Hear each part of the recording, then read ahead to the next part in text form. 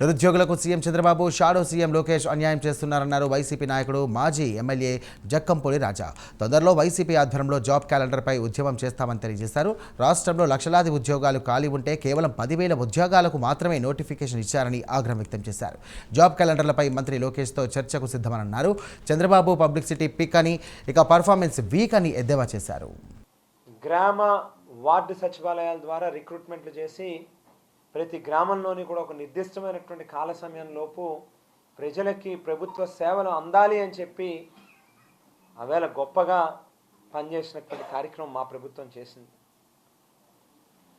58,000 మందిని ఆర్టీసీలో పనిచేస్తూ ఉన్నటువంటి వాళ్ళని ప్రభుత్వంలోకి తీసుకుని వాళ్ళని కూడా రెగ్యులరైజ్ చేసి ప్రభుత్వ ఉద్యోగస్తులుగా గుర్తింపు ఇవ్వడం జరిగింది. ఏపీపీఎస్సీ ద్వారా సుమారుగా 78 నోటిఫికేషన్లు ఇచ్చి వేలల్లో లక్షల్లో ప్రభుత్వంలో ఉద్యోగస్తులుగా ఆవేళ రిక్రూట్మెంట్ చేయడం అనేటువంటిది జరిగింది. మరి వేళ ఏ రకంగా మీరు కేవలం 10,000 మందికి మాత్రమే నోటిఫికేషన్ ఇస్తారని చెప్పి కూడా ఈ సందర్భంగా అడుగుతూ ఉన్నాం. స్వయంగా డీజీపీ గారి రాష్ట్రం మొత్తంలో 11,000 మంది పోలీస్ శాఖలో ఖాళీలు ఉన్నాయి, వాటిని భర్తీ చేయాలి అని చెప్పి ఆయన ప్రకటిస్తాడు. మీరు ఇచ్చినటువంటి నోటిఫికేషన్లోనేమో 2,778 పోస్టులకి మాత్రమే నోటిఫికేషన్ ఇస్తారు. మా ప్రభుత్వంలో ఉమెన్ అండ్ చైల్డ్ వెల్ఫేర్కి సంబంధించినటువంటి శాఖలో 243 మందిని ఆవేళ ఫైనాన్స్ డిపార్ట్మెంట్లో క్లియరెన్స్ ఇచ్చి నోటిఫికేషన్ కూడా అడుగులు వేయడం జరిగింది. ఈవేళకి దాని సంగతి ఏంటనేటువంటిది మీరు మాట్లాడే కార్యక్రమం చేయరు. ఆరోగ్య శాఖలో 15,000 మంది ఖాళీలు ఉన్నాయి. పాలిటెక్నిక్ కాలేజీల్లో 975 మందిని భర్తీ చేయాల్సిన అవసరం ఉంది. ఏపీ ఈపీడీసీఎల్ని మాత్రమే తీసుకుంటే డిస్ట్రిబ్యూషన్ నెట్వర్క్ల్లో ఎలక్ట్రికల్ డిపార్ట్మెంట్కి సంబంధించి కేవలం ఈస్టర్న్ పవర్ డిస్ట్రిబ్యూషన్ కార్పొరేషన్ని తీసుకుంటే, కంపెనీని తీసుకుంటే 4,130 మంది ఖాళీలు ఉన్నాయి. మరి అదే పద్ధతిలో సెంట్రల్ కానీ లేకపోతే ఆ పక్క కానీ తీసుకుంటే వాటిల్లో ఎన్ని ఉంటాయో కూడా చూడండి. ఏపీ ట్రాన్స్కోలో 5,137 మంది ఖాళీలు ఉన్నాయి. ఏపీ జెన్కోలో 3,300 పోస్టులు ఉన్నాయి. మరి వీటిని యొక్క ప్రస్తావన ఎక్కడా కూడా కనీసం మీరు మాట్లాడుతున్నటువంటి పరిస్థితి కూడా లేదు. ఏదైతే మా ప్రభుత్వం నుంచి ఈ వేళ వరకు కూడా దాదాపుగా ఈ 1,79,000 కొత్తగా వచ్చినటువంటి ఖాళీలు కానీ, ప్రభుత్వంలో ఉన్నటువంటి ఖాళీలు కానీ, ప్రభుత్వ శాఖల్లో వివిధ శాఖల్లో ఉన్నటువంటి ఖాళీలు కానీ, ఇన్ని లక్షల ఉద్యోగాల ఖాళీలు ఉంటే మీరు కేవలం 10,000 మందికి మాత్రమే నోటిఫికేషన్ ఇవ్వడం అనేటువంటిది ఈ రాష్ట్రంలో ఉన్నటువంటి యువత నిరుద్యోగులకి నోట్లో ఉగాది పచ్చడి పెట్టినట్ట, నోట్లో మట్టి కొట్టినట్ట అని చెప్పని ఈ సందర్భంగా ప్రభుత్వాన్ని కోరుతూ ఉన్నాం. నిరుద్యోగ భృతి ఎలాగో దేవుడేరుగా నెలకి 3,000 రూపాయలు అన్నారు. 3,000 రూపాయలు ఇంటూ 22 నెలలు గడుస్తూ ఉంది, 66,000 రూపాయలు. వాస్తవానికి మీకు తెల్లారు లేస్తే రోజు బాకా ఊదేటటువంటి ఈనాడు దినపత్రికలో ఈ రాష్ట్రంలో 1 కోటి మంది నిరుద్యోగులు ఉన్నారు అని చెప్పారు. అంటే 1 కోటి మంది ఇంటూ ఒక్కొక్కరికి 66,000 రూపాయలు చొప్పున వేస్తే 66,000 కోట్ల రూపాయలు ఈ రాష్ట్రంలో ఉన్నటువంటి నిరుద్యోగ యువతకి బకాయి పడ్డారు. సహజంగా ఏ ప్రభుత్వానికైనా కూడా మన భారతదేశ రాజ్యాంగం ప్రకారం 5 ఏళ్ల కాల పరిమితి ఉంటుంది. 5 ఏళ్లలో 5 బడ్జెట్లు ప్రవేశపెడతాం. మరి ఇప్పటికే మీరు 3 బడ్జెట్లు ప్రవేశపెట్టారు.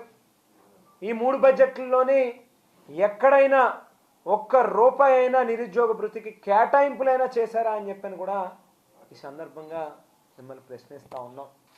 ఇది ఖచ్చితంగా రానున్నటువంటి రోజుల్లో మీరు దీనికి తగినటువంటి మూల్యం చెల్లించుకునేటటువంటి పరిస్థితి వస్తుంది. మీరు ఏదైతే రాష్ట్రంలో ఉన్నటువంటి నిరుద్యోగుల్ని మోసం చేసి మభ్యపెట్టి వారు ఓట్లని దండుకుని వారిని ఏదైతే మీరు మోసం చేశారో ఖచ్చితంగా చంద్రబాబు నాయుడు గారు కానీ, లోకేష్ గారు కానీ, పవన్ కళ్యాణ్ గారు కానీ పోయి గ్రామాల్లో తిరిగితే వచ్చే ఎన్నికల్లో కోడిగుడ్లు రాళ్ళు పట్టి మిమ్మల్ని కొట్టేటటువంటి పరిస్థితులు వస్తాయనేటువంటి విషయాన్ని మాత్రం దయచేసి గుర్తుపెట్టుకోండి అని చెప్పి సందర్భంగా హెచ్చరిస్తూ, ఇప్పటికైనా కళ్ళు తెరిచి రాష్ట్రంలో ఉన్నటువంటి నిరుద్యోగులకి మీరేదైతే ఎన్నికల్లో ఇచ్చినటువంటి హామీల ప్రకారం ఆ హామీలనైనా నెరవేర్చండి.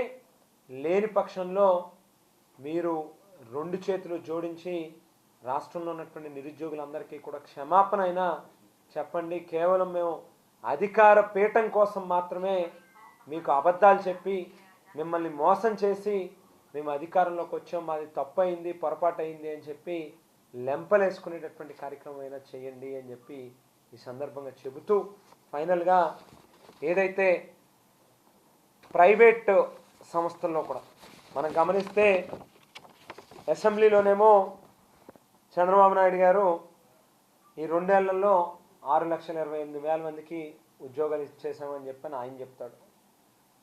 అదే మరో పక్కన కౌన్సిల్లో మరొక మంత్రి చెప్తాడు 5,72,000 మందికి ఉద్యోగాలు ఇచ్చేసామని చెప్పి. కానీ వాస్తవానికి వస్తే ఈ 6,28,000 నిజం కాదు, 5,72,000 నిజం కాదు. ఇదంతా కూడా కేవలం అంకెల గారడీ తప్పితే ఎక్కడ ప్రజలకు మాత్రం, నిరుద్యోగులకు మాత్రం మంచి చేసేటటువంటి కార్యక్రమం లేదు.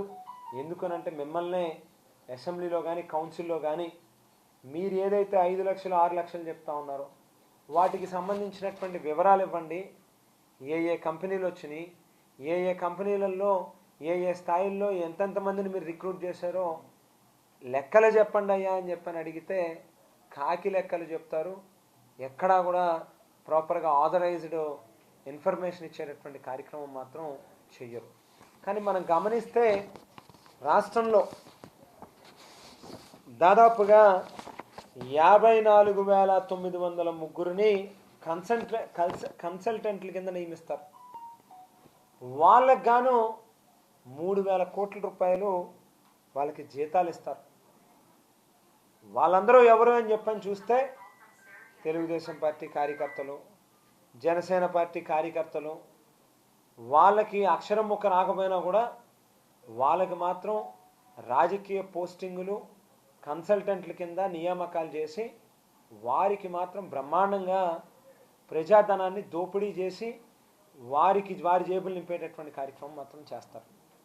ఇవన్నీ కూడా ప్రజలు గమనిస్తూ ఉన్నారు.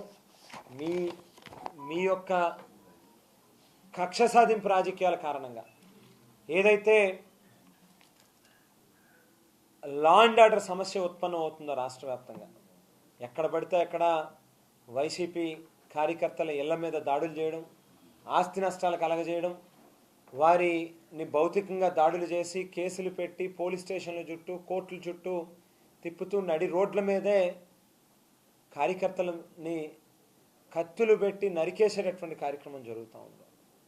మీరు క్రియేట్ చేసినటువంటి లా అండ్ ఆర్డర్ కారణంగా కొత్తగా ఉద్యోగాలు దేవుడెరుగా కనీసం అంటే జగన్మోహన్ రెడ్డి గారి హయాంలో వైఎస్ఆర్ కాంగ్రెస్ పార్టీ అధికారంలో ఉన్నటువంటి సందర్భంలో వచ్చినటువంటి పెద్ద పెద్ద కంపెనీలు కూడా వెనక్కి వెళ్ళిపోయేటటువంటి పరిస్థితులు ఉన్నాయి. రాష్ట్రంలో ఉన్నటువంటి పరిస్థితులు గమనించి ఏ పెట్టుబడిదారుడైనా కూడా ఇవాళ ఒక ప్రాంతంలో వాళ్ళ వేల కోట్ల రూపాయలు పెట్టుబడి పెట్టాలి అని అంటే ఖచ్చితంగా అక్కడ శాంతి భద్రతల సమస్య ఉత్పన్నమయ్యేటటువంటి పరిస్థితి ఉంటే పెట్టరు.